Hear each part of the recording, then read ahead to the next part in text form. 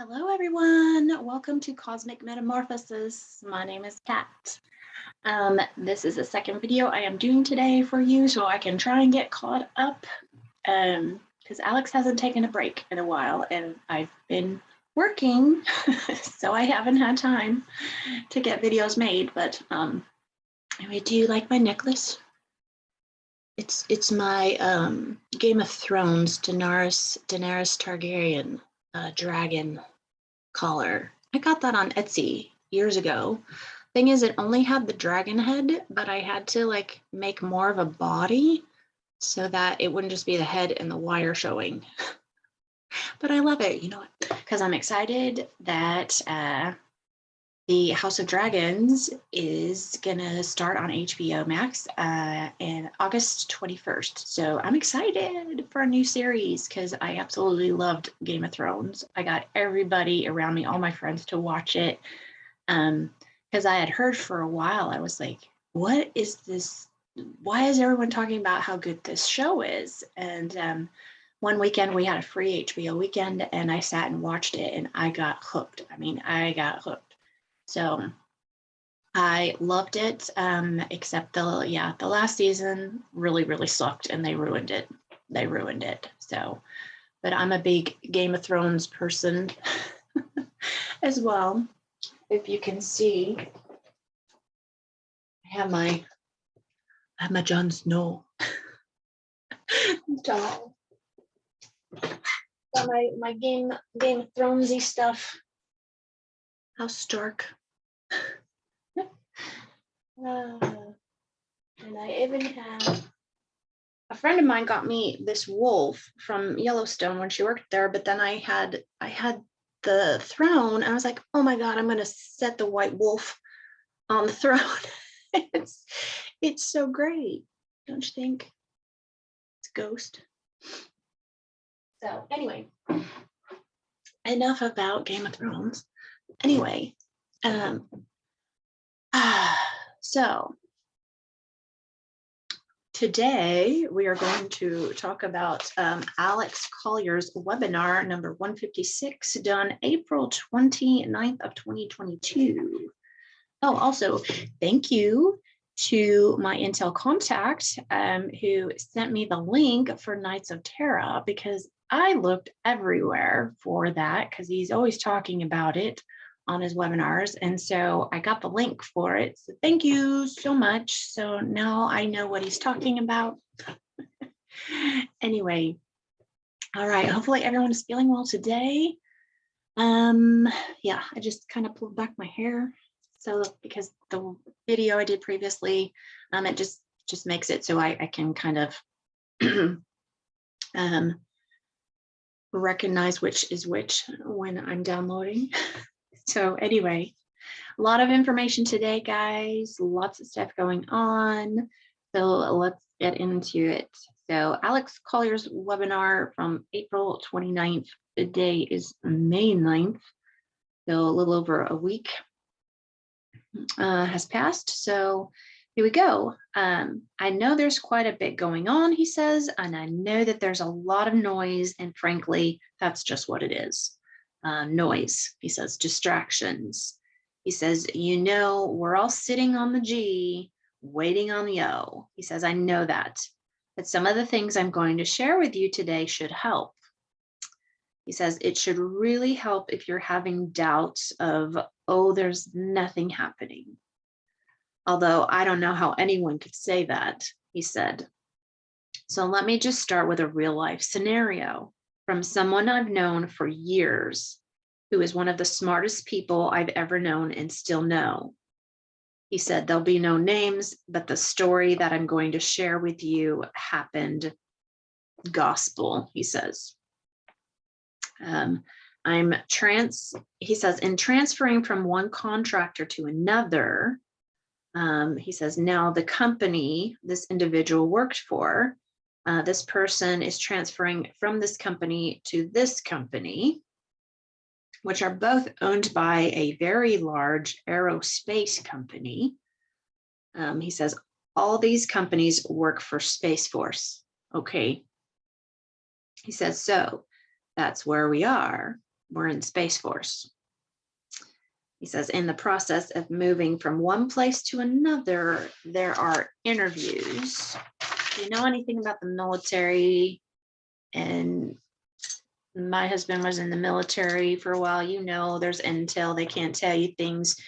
He had to take off, you know, on certain places. He couldn't tell me where he was going, and he would just come home, pack his bags, and he was gone.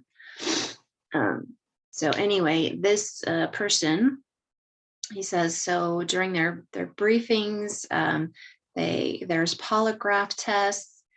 He says there's all kinds of things in order to move one's clearance from one firm to another. He says, in other words, to take it with.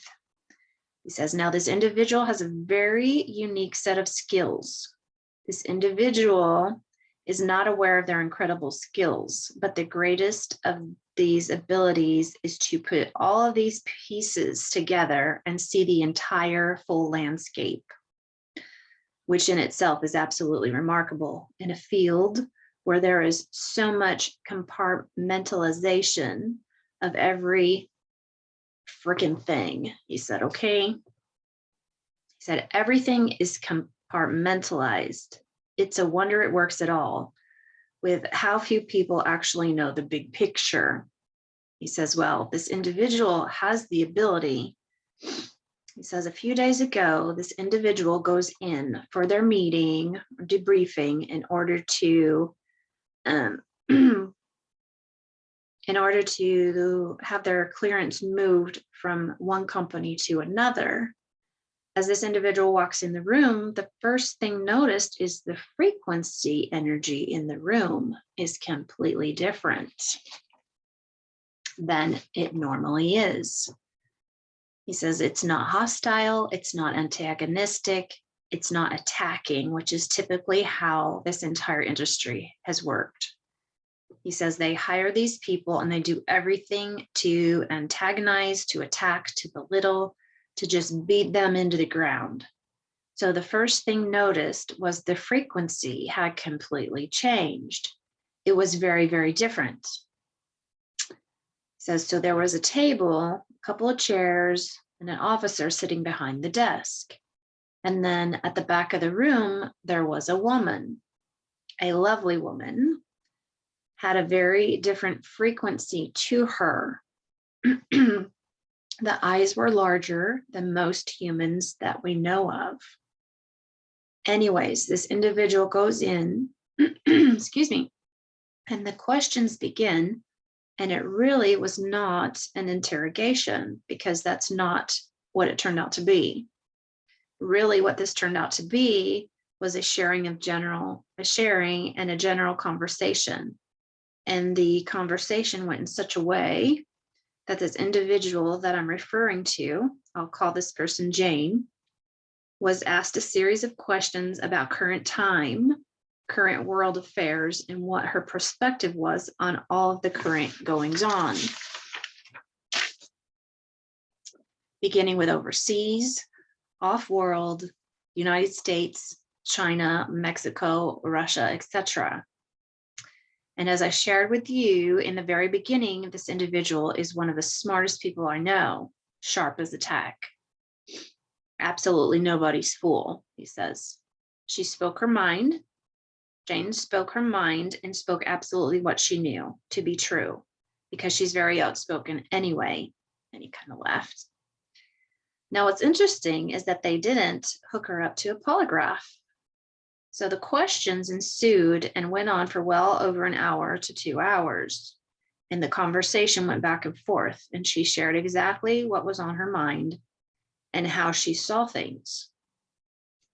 The interesting thing is that the officer never once criticized what she thought, how she felt, what she understood to be going on. In fact, in many circumstances, the officer agreed. And this is someone, Jane, agreed. Well, the officer agreed. And this is someone, Jane, has been awake for a very long time. So she sees the field, okay? She understands. And he kind of laughed. So this is how it went. It went very, very well. The energy and the frequency in the room only increased in vibration and got higher and higher. When she left the interview, and when the interview was over, she shared her experience with someone else she works with, whose knowledge is at a much higher level in essence. I have to be careful how I explain this. I was said I could, but I have to be very careful. So the individual that Jane works with, that she shared her interview with, is at another level. Okay.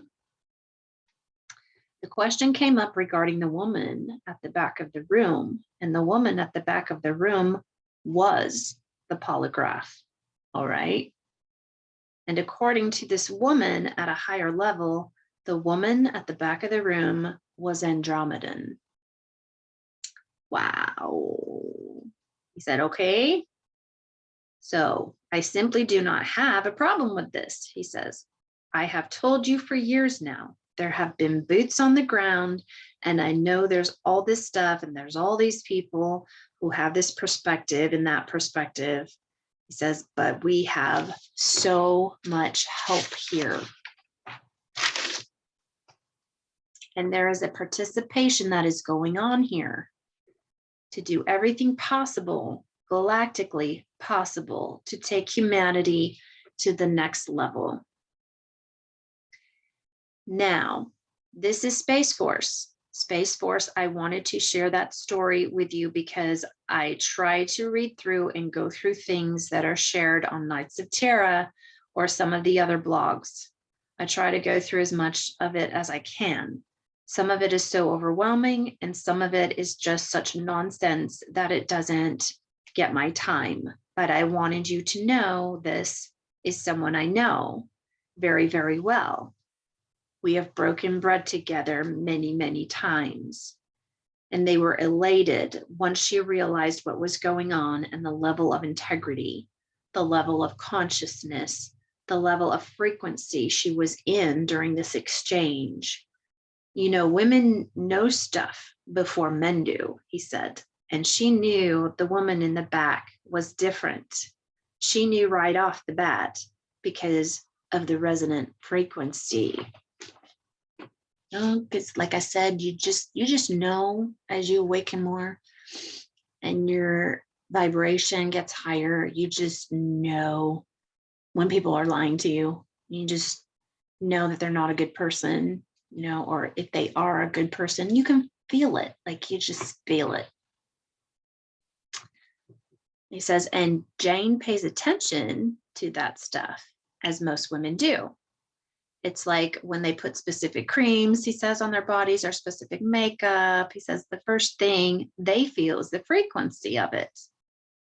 Whereas guys, he says, we're slower to catch all that stuff. So I wanted to share that with you because I've been telling you, boots on the ground, boots on the ground, boots on the ground. He says, so this is a story that validates that. And maybe one day she'll be able to share that with the group herself. He said, so that's important. He says, yes, I know Twitter's been bought by Elon Musk, but let's move on to something else. We'll come back to the frequency thing in a bit. He says, I understand some people are having a very difficult issue with it. What's interesting is all the finger pointing at Musk is he's going to stop free speech. I mean, can you believe the audacity of these people? Accusing everyone else of squashing free speech when it's them who are actually doing it. You know what's interesting about woke people is that they attack everyone else's behavior without ever once looking at their own. Yeah. It's just astonishing to me, he says, how they do that. And now there are some politicians who are terrified that all this, because of this free speech, all this information is going to come out. Probably they're worried about information about their criminality and their corruption. And there are stories going around that in acquiring Twitter, Musk was also able to get the evidence that is needed to show collusion, sedition, and possibly treason, and involvement in election theft, which is very, very interesting. Which, yeah, people don't think about that. Oh, because he took it over. But yeah, he's got access now to all that information. Yeah, so Alex says, which is very, very interesting because that issue is coming to the forefront, ladies and gentlemen. They've done everything they could to keep it buried, but you just can't. Not this close to another election, and especially what happened in France with Macron, whatever his name is. That's a no-brainer. He says that's a no-brainer. Even his own siblings wouldn't vote for him. He says that, so it's amazing, frankly. They're not going to change their stripes. This is who they are, what they've done. They have not done anything to actually improve themselves. All they've done is focus all their energy on corruption. And when you get caught with all that corruption and you've not done anything else on the other side of the ledger to improve yourself or help your constituents or to help your country or do anything along that path, then when the pendulum swings, it comes down on you like a hammer. And that's what's about to happen, at least on the election front. On the corruption front, the trafficking front, the hammer is already in the air. So I get that. Tooling around town, he says, I was tooling around town and I was listening to Buck Sexton's show, and he had another guest on there, and they were talking about the fact that Elon Musk taking over Twitter would help the free speech platform. Now, this is mostly directed to folks here in the States, though this is an issue that matters to every single living person on the surface of the planet, and that's free speech. There's no free speech platform, he says. It's a constitutional liberty. And in fact, it's the very first one that was written, our First Amendment. Number one, free speech. It's not 8, 9, 10, it's number one. Because the founders realized that without free speech and the ability to communicate ideas, grievances, differences of opinions, etc., he says there would never be any freedom, ever. And the reason for the Bill of Rights was to make sure the government clearly understood before we made it a government that we had this right and it shall not be infringed. End of story, period. This is why it's number one. If those rights are being infringed by the very group we put in power to protect those rights, then it's time to completely remove that government and create another, or remove the men and women who are part of this, remove all of them and re-elect others who clearly understand if you want freedom, you yourself have to want to be free. Not bought and paid for, but free. And because you want freedom, you will protect the freedom of others. Yes. Because you can't be free and everyone else isn't. That's not how it works. It certainly doesn't work that way in a monarchy or in any other government structure.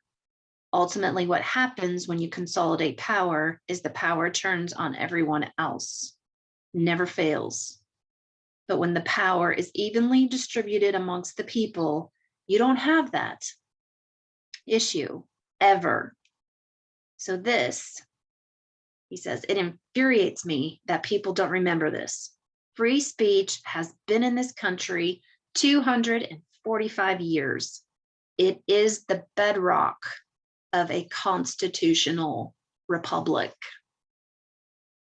The Second Amendment was created so we would have the ability to enforce our will on our government to protect the First Amendment.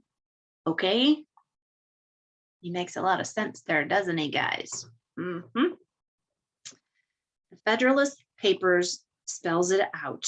It's not rocket science. And the history of the world, you can see corruption, tyranny, and abuse of power. And it's always, when it gets to that level, it always comes down to the people. And then the people have to rise up and rebel and throw off such tyrants. That's why we can't wait. Like, it's up to people. It's up to us. It's up to us to take back this country. We let it go. It's bad. It got really bad, and now it's time we take it back. He says that was never supposed to happen in the United States, and it has.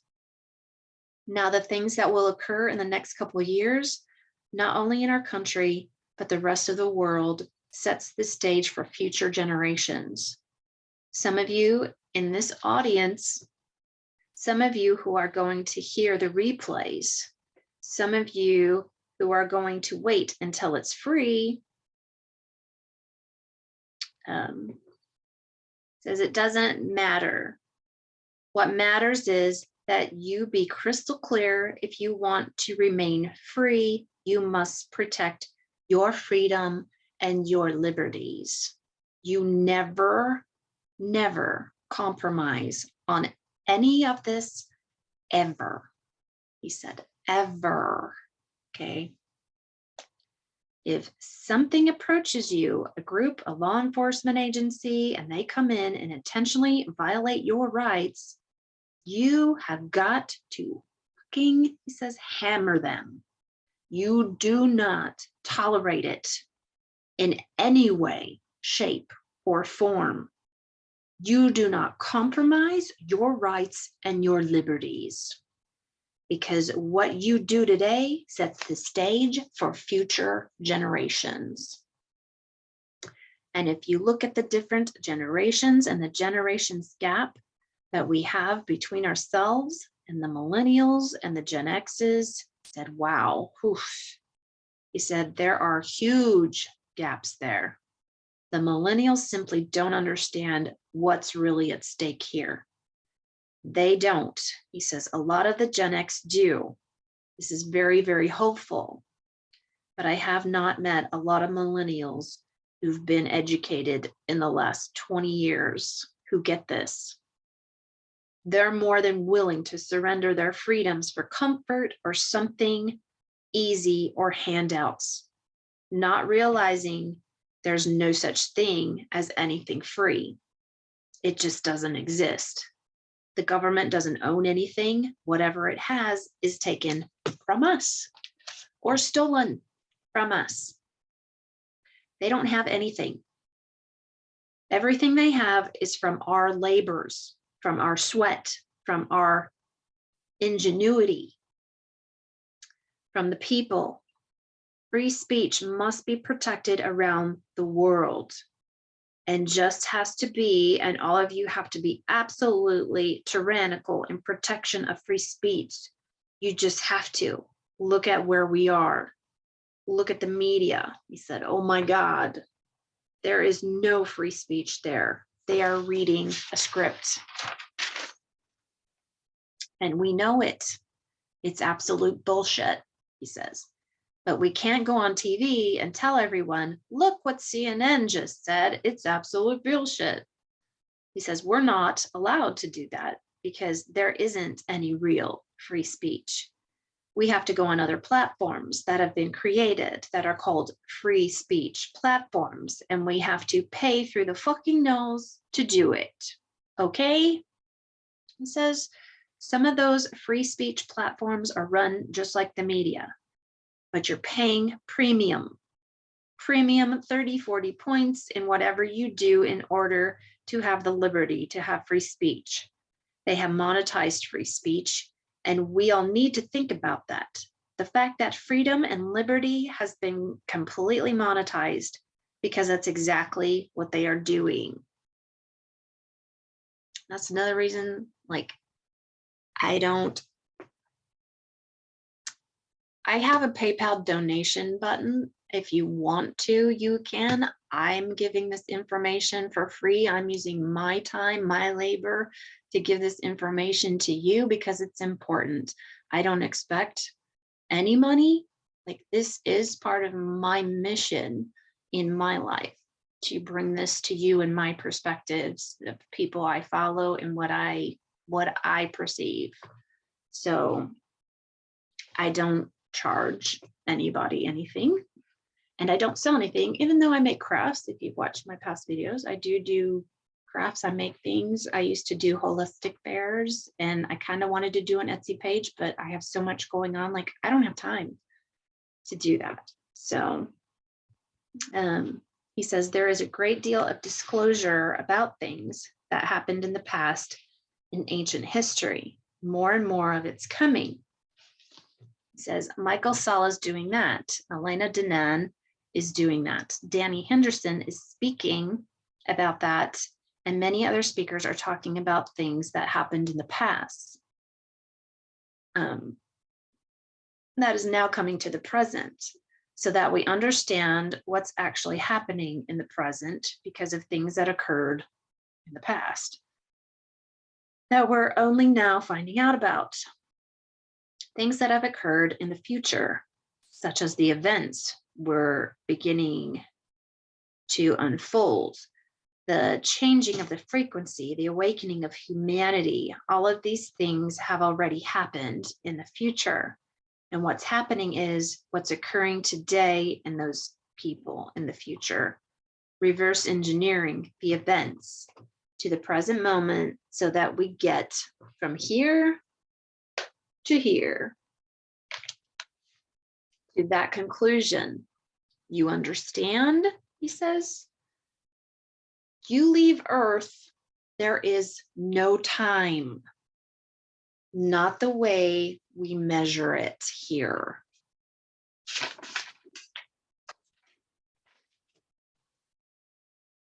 Down here on the surface, I know that's really hard for a lot of folks to grasp, but it is what it is.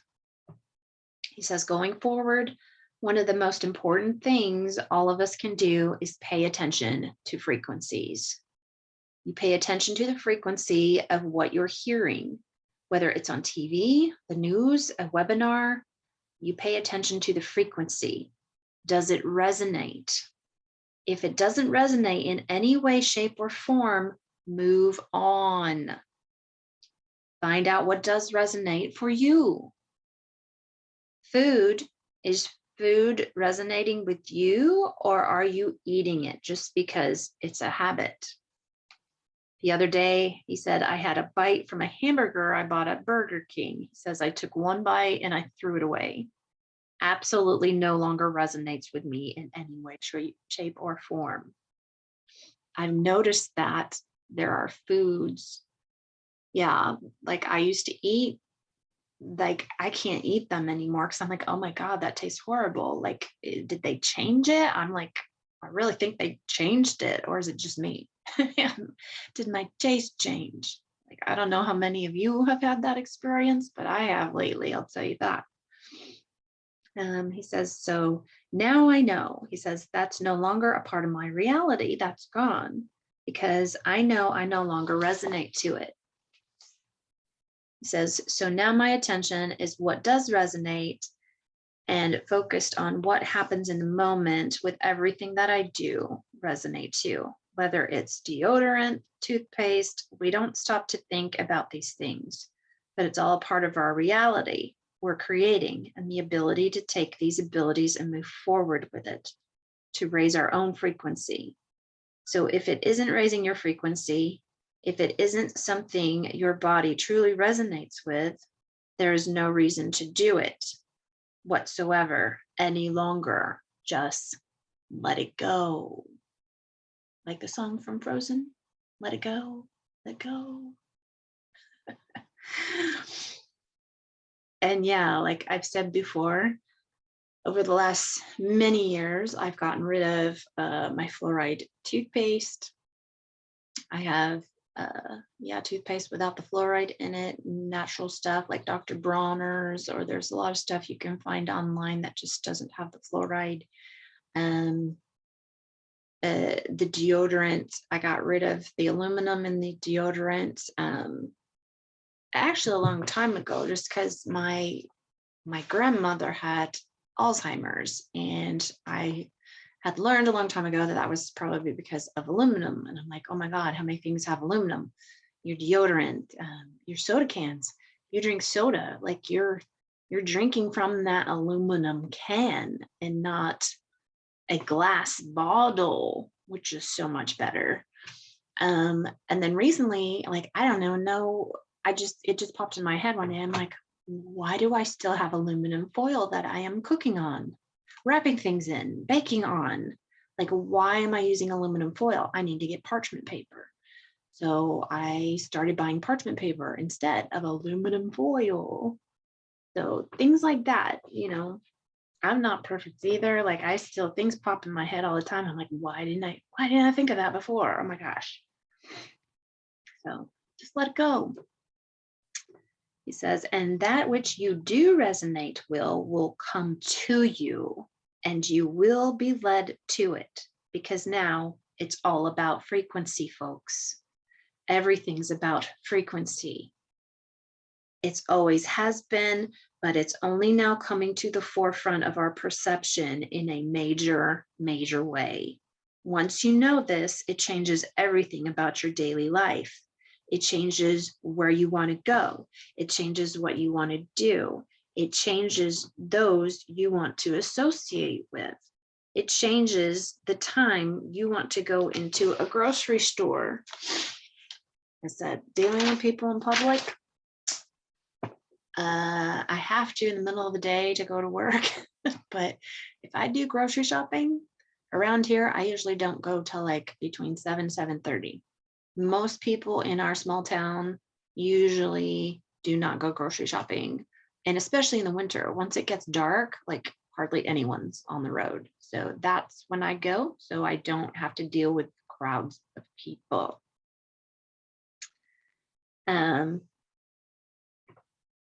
And yes, I've been talking about this too. So he says it changes everything, because when your frequency is here, and many others are here, and I've talked about that many videos back, it's painful to be with these people, he says, because so in order for you to do business here, you have to drop and lower your frequency in order to manage to be in this space. Oh man, he validated that for me.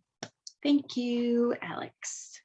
Instead, what we need to do is maintain our frequency and force the business to raise its frequency and the quality of the service and the people that work for it to our level. This is no more evident than the media and in the government.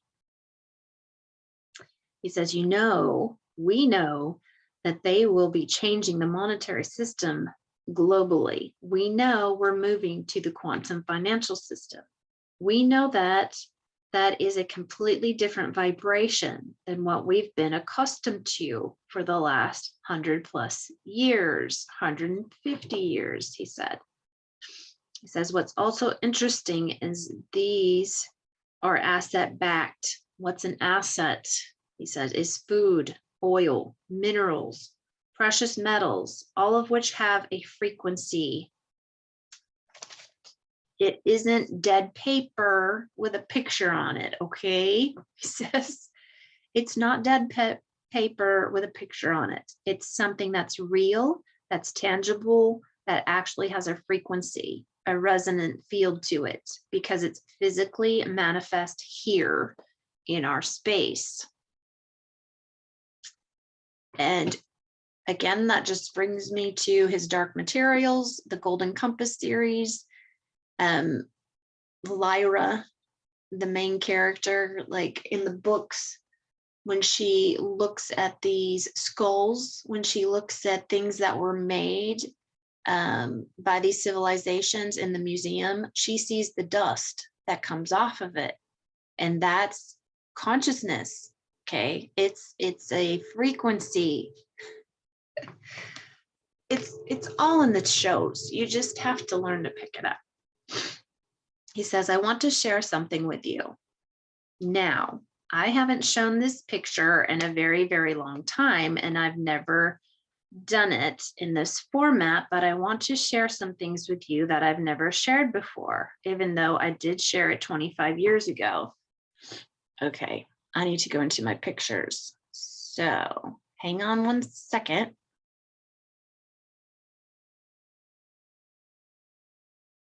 Okay, so let me share my screen. This is the picture that he showed. Hopefully you guys can see that. So he says, I think in a lecture somewhere, he showed it 25 years ago, he says, I think in a lecture somewhere, it may even be longer than that, but I wanted to share it with you about resonance. And the thing about resonance is it's just not a sound.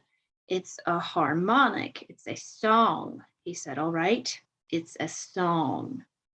You know, I've shared with you over the years how the A's and the other groups are amazed at our ability to create music out of nothing. Well, ladies and gentlemen, we're all music. We're all song.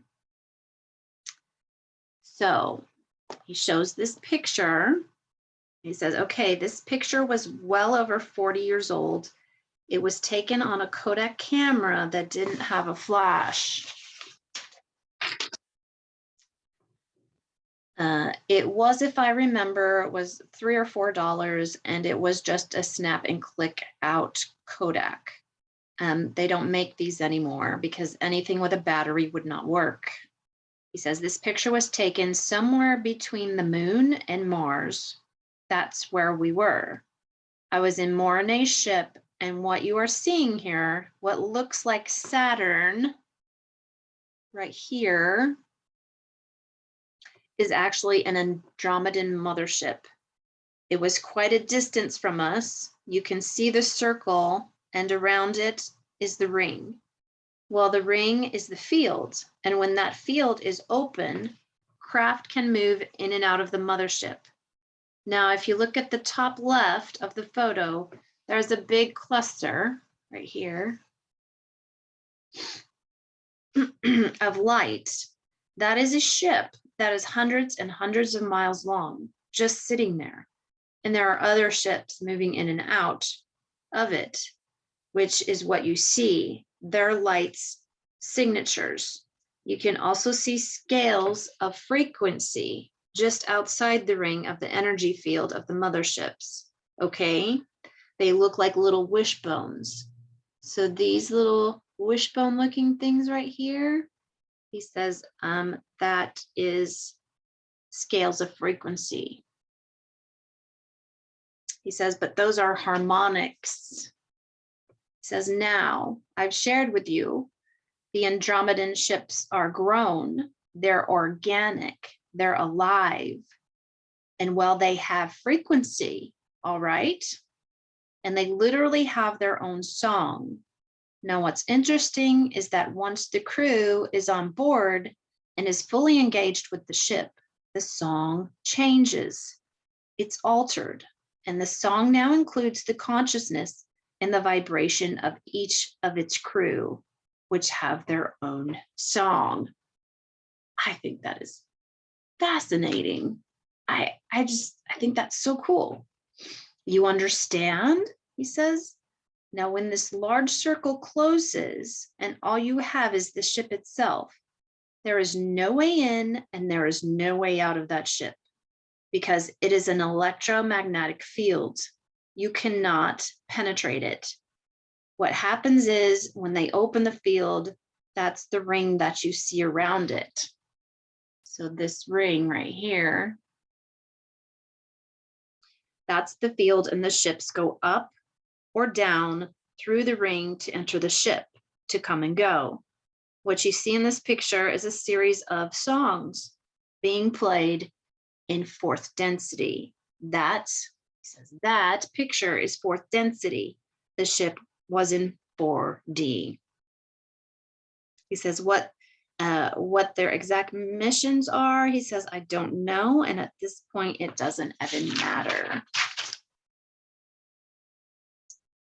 He says, but the reason I wanted to go back and show this is I haven't shown this in so long. He says, they scared the shit out of me a long time ago. They really did.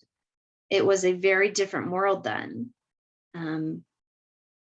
Is that everything is frequency, everything is resonance, and we're becoming a higher frequency and a higher resonance. That knowledge, that awareness has to come to the forefront, because as we separate ourselves from 3D, everything we are moving into is a higher realm, a higher frequency, a completely different set of frequencies. We're going from a band of 72 into a field of up to 123 frequencies. The existing 72, and then the addition to that. He says, you want to pay attention to the resonance and frequencies that we're moving into, because ladies and gentlemen, that's the new reality we're moving into. And if you're paying attention to it, you see things. Okay, I'm gonna stop that. Okay. And what did I read before? There's books that I've read. Maybe it was the Curial books. I think it was, and it was basically talking about there will come a time, and as we're in this photon belt already, we will be seeing things that we haven't seen before, or things or animals that we thought were non-existent anymore, that were extinct. We're going to be seeing these things again. So it's interesting that he talks about this. He says, you will begin to understand things we thought were impossible. You will begin to understand miracles, which are a shift in resonance and frequency. The manifestation of what you want is a question for you generating the frequency and resonance. You draw to you with what you want. When you move into an area, to a band of frequencies that are higher, manifestation is quicker. So have you noticed when you want something, like it happens very quickly now? I know if I'm having a pissy moment and like I'm thinking a mean thought about somebody or something, boom, I like trip, I fall, I do something, something happens to me and I'm like, oh crap, okay, I won't think that anymore. So you got to be careful what you're manifesting. He says a lot quicker, which is why it's important to be very clear about what you want and why you want it, because we all have to own our creations, the good and the bad ones. We all have to own it. The idea is not to create bad frequencies. We've been stuck in a shithole, he says, of bad frequencies because we've been controlled and manipulated. And that's how they've controlled how we've thought and what we should think. Now that we're letting that go, now that we're moving away from that, it's really time to start paying attention to those frequencies. And it also reminds me of the last Narnia, the Voyage of the Dawn Treader, where at the end they're on that ship and they're going to that specific island to rescue people, and it's all negative and it's all fearful, and whatever fears you think is what manifests in the fog around their ship. So yeah, there's a lot in movies. He says, now my friend Jane walked into the room, recognized that there was something very, very different about the woman in the back. Well, there clearly was. She is not the same person that walked into that office for that interview. She's changed now. She's been altered. She was great then, but now she's spectacular. She's at a whole other level of frequency because now she understands. Now she gets it. Ladies and gentlemen, it's no different for any of us, he says. Pay attention to what you think because it's frequency. It's creating a harmonic. Pay attention when you move into a place, even if it's extremely familiar. It could just be that that place will no longer resonate with you. And if it doesn't, ask the universe, okay, I need these particular things. Where will I resonate? What's the next place that I can resonate to, or however you want to word that? And you will be led to another place or to a different series of products that have a frequency to it that will complement your new consciousness.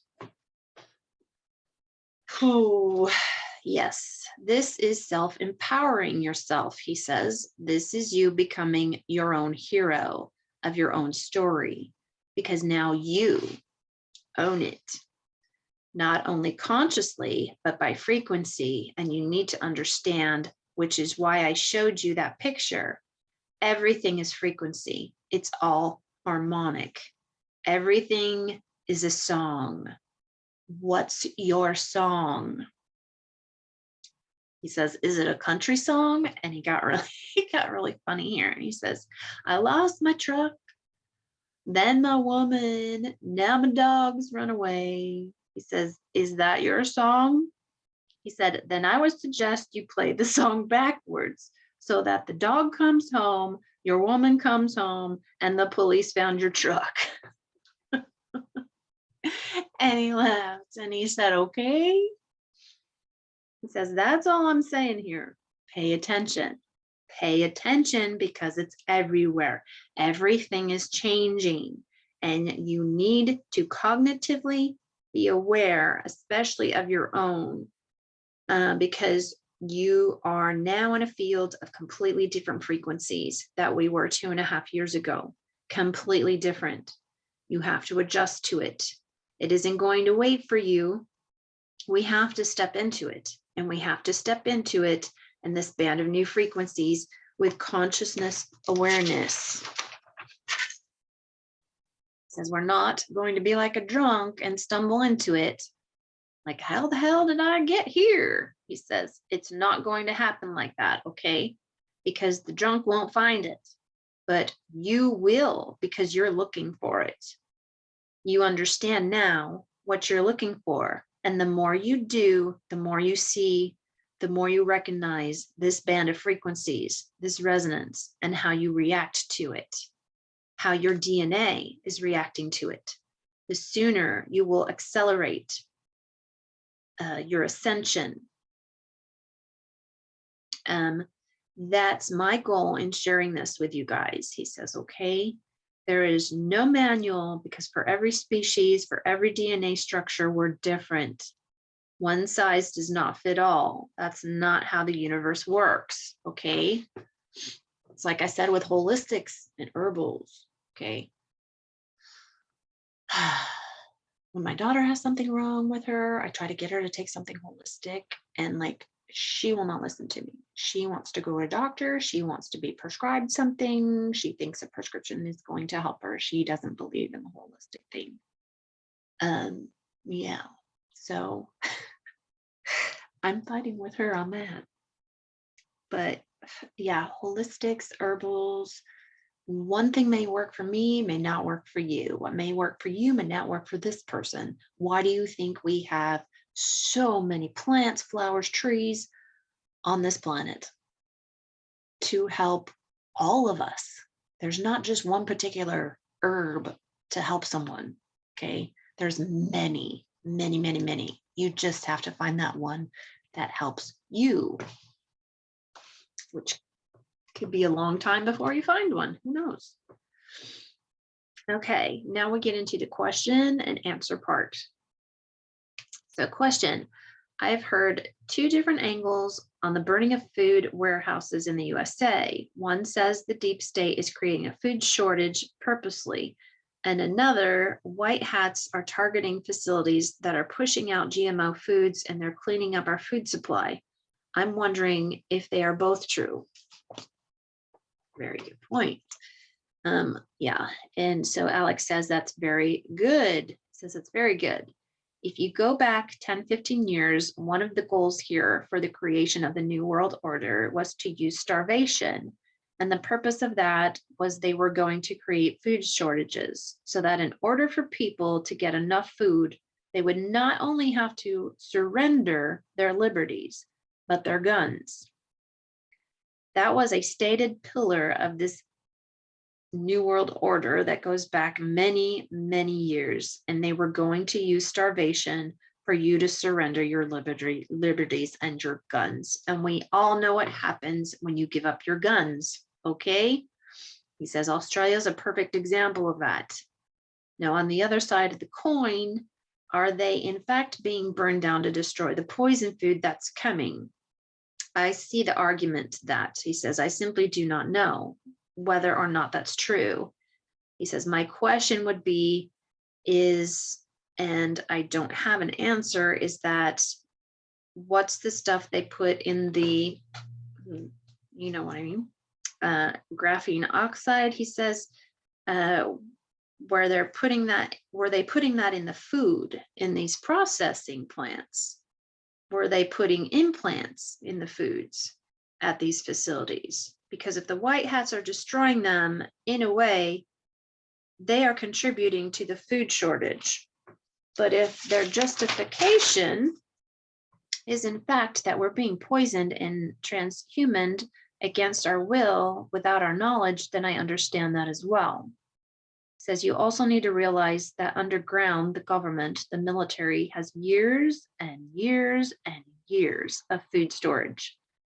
There are underground malls, some of them near DC, that are completely underground, where they have grow lights, and there are plants. You would not know you were underground, you know?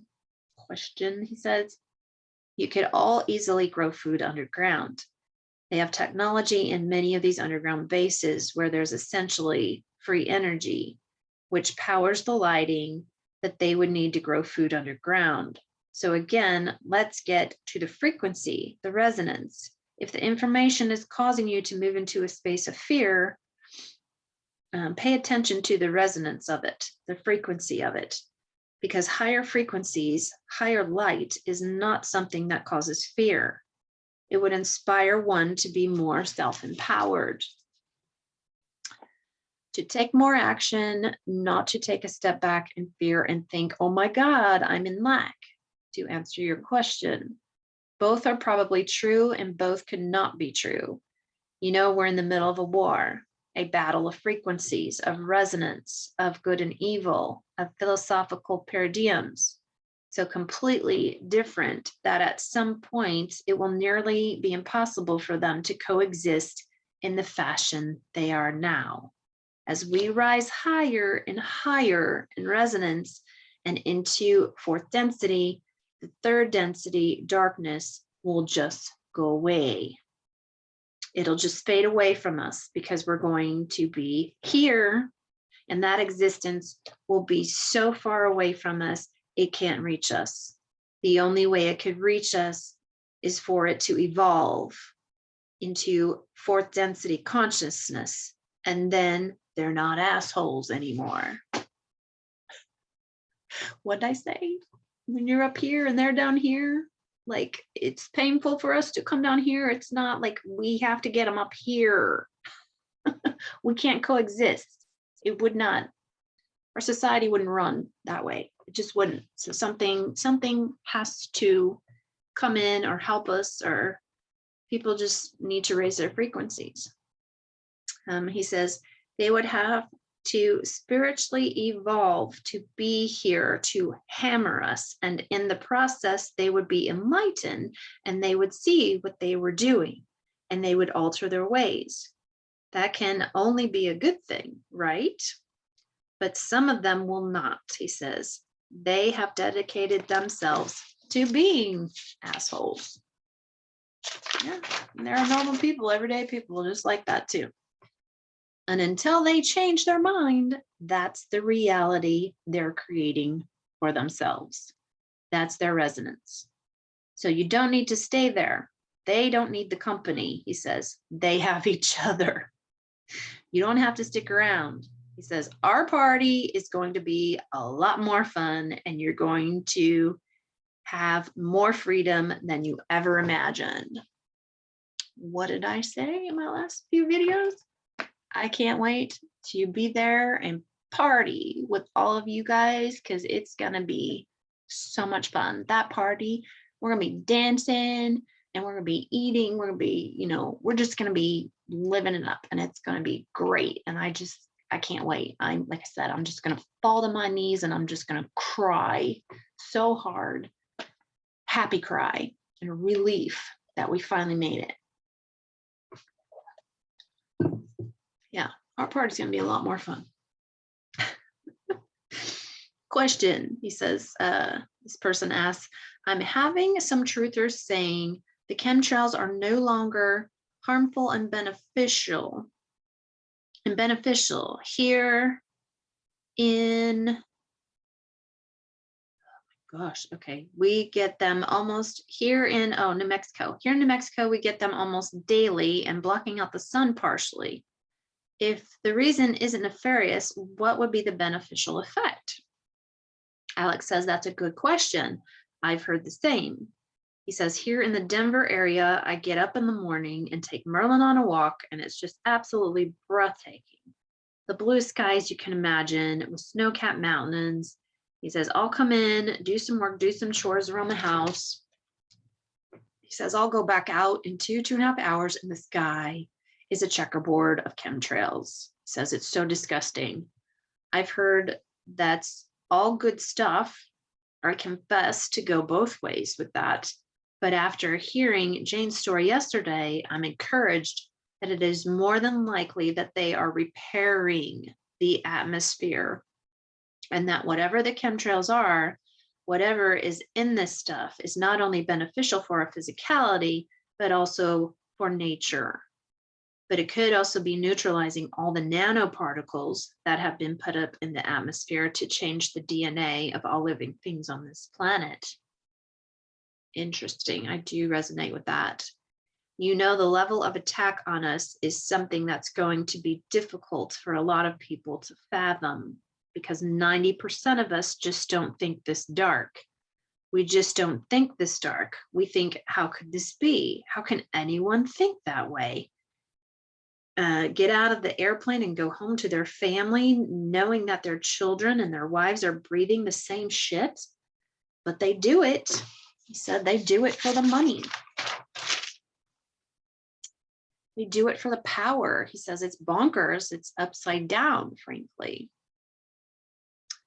Next question. You previously discussed that Tesla's soul was found underground by the A's. Could you explain how they could tell it was Tesla's soul? And Alex's answer was, the individual that you know as Nikola Tesla had other lifetimes. He had other lifetimes before he got to Earth. None of our souls were born and hatched on this planet. And I've been saying this for years. They know by the resonance of the soul who you are. My first encounter with the A's, I was laid on a table and they put what looked like a metal yarmulke disc on my head. These monitors came out of the walls magically, and I started seeing all these different scenes, and they were all different lifetimes, different physicalities, and I knew they were me. I absolutely knew they were me. I knew that what I was looking at on both sides was me in different lifetimes. And I'm just a kid. I'm 8 years old, but I know this because I recognized it. My soul recognized me, and there's no way you could tell me any different. I just got goosebumps. He said, so I knew it's no different with Nikola Tesla as it would be with JFK or MLK or Madame Curie. It would be no different than any of them. The apostles, he says, it would be no different, all right? As souls, we have all had other lifetimes in other realms. The journey is to fall out of timelessness into physicality and to make our way home to Creator with all of our different experiences and knowledge. Oh, I keep getting goosebumps. which means it's true, it resonates, so that we contribute to the entire knowingness of God. That's the journey, okay? There is a material physicality in every dimension, wherever you are, but you don't take any of that with you. You take your knowledge and experiences. He says, no one's pulling up to heaven or God with a U-Haul with all your shit in the back. No one does that, okay? What you have is your level of experiences, integrity, and the knowledge and wisdom you have required here by making mistakes. And he just kind of laughed. And he says, and some of us, he says, and some of us could use a U-Haul to haul our mistakes with us. And he laughs. But fortunately, we don't have to do that. Next question. Are you aware of an advanced civilization that may have existed in the American Southwest known as the Wingmakers?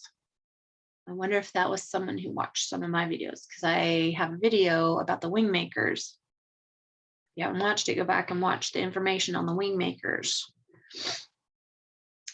Alex's answer to that is I am. I knew of it in the early 2000s, and I followed it for a period of time, and then it just kind of stopped. And there were all kinds of rumors swelling up around it. Is it possible that these troves of information, these records, are stored on the earth? Well, it's obvious they have been, and they are. It's obvious. Michael Salla, his Space Force contactee JP, Elena Danan, and others out there. Marcella, he says, I can't remember her last name. She's in contact with others from the Andromedian galaxy. She lives here in Colorado in Aspen. You know, she goes to these places and opens up energy gates to allow for those things to be discovered, to be found. She's a remarkable person. And there are others that travel all over the planet. Unsung heroes that are doing this type of work so that we can find this knowledge, this information that's been hidden from us. They remove the spells of invisibility so that we find it. Wingmakers is just such a thing. At some point, we will know about those crystal discs or records or whatever they call those. The crystalline discs with the knowledge on it, the information. If it's real, if it's real, I'm sure it will all come out at some point. We will know our history. We will also know our galactic history. That information is coming. We just need to get to a certain place where we can comprehend it. Now, he says, we would be lost 5 minutes into the information. The majority, he said, well, now during this time when so many people are still not awake, we would be lost 5 minutes into the information. The majority of humanity, he says, would be lost. He says the eyes would glaze over and there would be no comprehension beyond the first few minutes of the information because most people are just not simply open to it. He says their view of who they are on planet Earth is this. He says this big. He says that's it. That's all they see. What's inside their two hands, if that. Question. You've previously said our situation, quote, is a movie. Can you explain what you mean by that? His answer, well, it's a holograph. And what's a holograph? It's a projection. It's a projection of reality that we create a physical reality. Now we are physical bodies, but our souls are not, okay? And our souls are multidimensional. So our soul, that part which is isness or creator, that's great spirit, Allah, whatever words you want to use, he says, that part is projecting the experiences that you have in the physical form. The only reason we have a physical body in 3D, 4D, 5D is so we can participate in the creation of physicality and to experience physicality.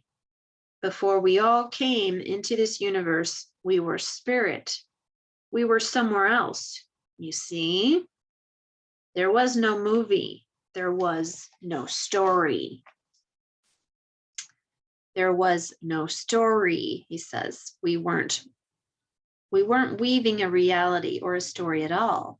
Once this universe was created and we came in as souls, and the physical dimensional realms were created in which we could participate in physical and move into and begin to create physical reality, then we began to weave a story, a reality, okay? We became weavers of our own tales, our own stories, and that's all part of learning and taking responsibility for the things that we create. And what's interesting is that through the process, we all learn a great deal of spiritual growth. Now, some of us were novice souls who did not have a whole lot of experience in physicality. It says others of us were hardcore weavers of reality. Some were angelic, some were other things. So when I say we're weavers and what we are participating in is a movie, the reason I preface it that way is that you can look at your life as a movie. Or if you can look at your life as a movie and you actually grasp that idea, then what you then realize is that you're not only the actor of the movie, you've also written the script, you're also the director, and you're also the producer of your life story. You're the one writing your own story. We all are, whether it's third, fourth, fifth, or sixth density. Mornay's the weaver of his story, and he knows it. They all do. But then again, they come in lifetime after lifetime, and they don't have the blind of who they were the lifetime before. They have full cognizant memory of who they were. So their story continues lifetime after lifetime. We haven't had that benefit. We have not had that benefit, he said, which makes it difficult. I mean, how many times do you need to learn how to ride a bicycle? He says, how many times do you have to learn how to swim? Right? Every lifetime we have to learn how to swim. He said, shit, that gets old.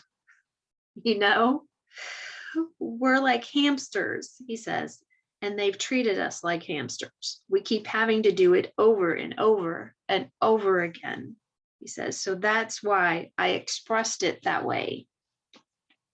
He says, you know, with my kids, and he did say earlier that he has 5 kids in their 20s. He says, I give them stuff and then I wait to see how they process it as opposed to just telling them. And then he goes, bah, and there it is. Most of the time they're like, yeah, right, Dad. You know, you don't get it, Dad. And he's like, oh, okay, I don't get it. We're all there. We all have kids, at least one like that, sometimes 2, sometimes 4, at least for a period of time. And then all of a sudden, the switches just start to click and they start to put things together. And then you're like, wow, they actually heard me. Sounds like my daughter too.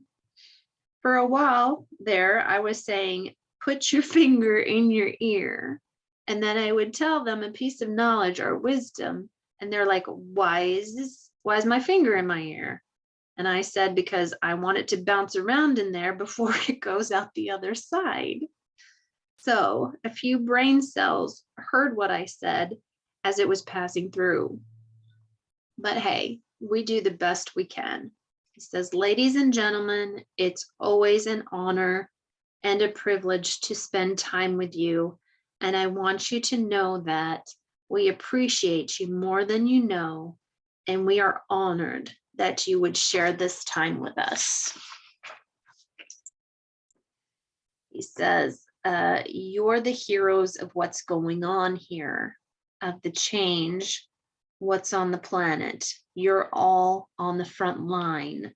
You're all shakers and movers, and just know how much you're loved and appreciated by not only by those of us on the ground,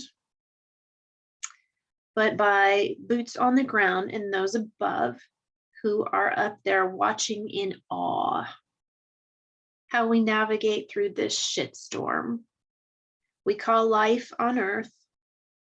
So it's going to be a remarkable story to tell, and each one of you will have your own perspective, and it's great. So it was very nice the way he ended that. So hopefully you learned some more stuff out of that. I do, like I said, on everything. Yeah, I would love to go to that Mount Shasta conference in July. I just don't have any money right now. So if I had the money, I probably would go. There's several people I would love to see. I would love to go to the one in Orlando in October that he's going to talk at. That's going to have a lot of really great people too. But like, I'm in Idaho and like Florida, that would take me like 2 days to get there. Oh my gosh, it would take me forever to travel. And a lot of the times I don't get to take vacation because I have a daughter with diabetes and we don't really go anywhere. I have a cat with diabetes and I have to give him shots twice a day. Like, no one else will do that for me or help me do that. I would have to board him, I guess, and that's money. So if my debts were all paid, believe me, I'd be going. So anyway, hopefully maybe some of you will get to go. It'll be fabulous. But anyway, thank you so much for watching this on Cosmic Metamorphosis. I love all of you. I wish I could give all of you a great big hug. You are my soul family. If you like this, share this, subscribe. If you have questions, send me a question at the email below and hang in there. We're going to get there and it's coming. Things are coming. So hopefully y'all got to watch the 2000 Mules the other day. I watched it. It's fabulous. And if something doesn't come out of this, I just don't know. Like I truly feel like something will come out of this. So we'll see. We'll see what happens this summer. But hang in there, guys. Just take it day by day. It's all we can do sometimes, not to go crazy, right? So I love all of you. Thank you so much. And I will see you next time. Love you.